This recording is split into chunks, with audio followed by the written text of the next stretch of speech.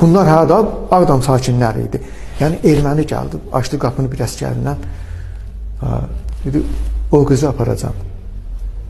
Haradasa 14-15 yaşında bir qız uşağı. Dedi, bugün atamın ad günüdür, o da ölüb. Aparam onun qəbrinin üstündə bu qızın başını kəsəcəm. Qurbanlıq qoyun, siz deyirsiniz, elə. Apardı da elə. Gətdi qanlı bıçağı da anasına göstərdi. Qızın başını attı anasının üstünə. Belə şeylər bilsin nə qədər olub elə.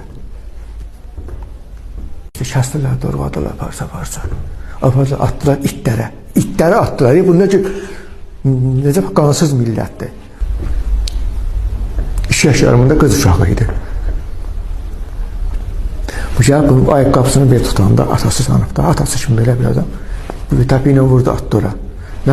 Öz aranda nə qırıldaşdılar onlar da.